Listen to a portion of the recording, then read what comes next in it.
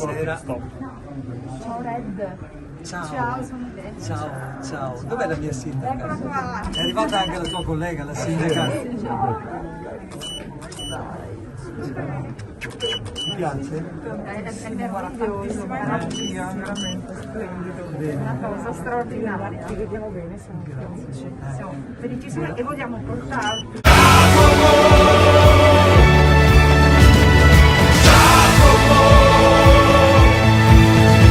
Sì, l'ho sentito via messaggio e sta recuperando bene, peraltro presenteremo anche un progetto di riabilitazione proprio qui a Cafoncello. C'è da dire che Red ha fatto un grande lavoro, io ho seguito le diverse fasi da quelle primordiali dell'idea fino alla realizzazione, peraltro di un libro che ho letto forse tra i primi, quello di Matteo Struccul, e consiglio a tutti di leggere, fra l'altro è stato venduto in 10 paesi, quindi tradotto in 10 lingue.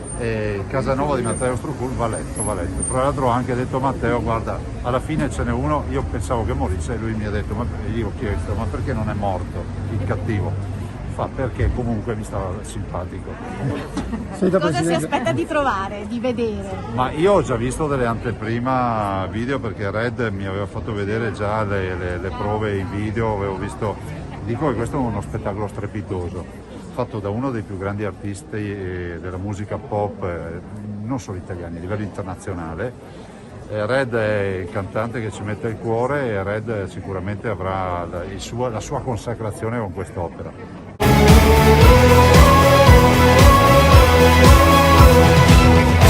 L'assaggio l'avevamo visto in occasione delle prove che hanno fatto durante il periodo estivo, quindi siamo particolarmente orgogliosi, ce lo sentiamo molto nostro, nel senso che Red è nostro, il teatro dove hanno provato è nostro, quindi insomma è anche un po' della città di Treviso, però siamo qui davvero contenti intanto che il teatro torna a pieno regime in tutte le serate organizzate, e questo è sinonimo di grande vitalità anche da un punto di vista culturale, quindi la proposta ma anche il pubblico che risponde bene, quindi insomma ci sono tutti gli ingredienti per una grande serata. Cosa ti aspetti da questo Casanova? Cosa ti aspetti di sentire? Ma guarda, dopo quello che abbiamo vissuto, tra l'altro stiamo celebrando i 2 anni, quindi sentire musica, ballo, canto al teatro, in presenza, tutto esaurito, io credo che sia il massimo che possiamo chiedere dalla vita in questo momento, quindi mi aspetto soltanto di emozionarmi tanto, perché è quello che tutti noi abbiamo davvero tanto bisogno. E gli auguri a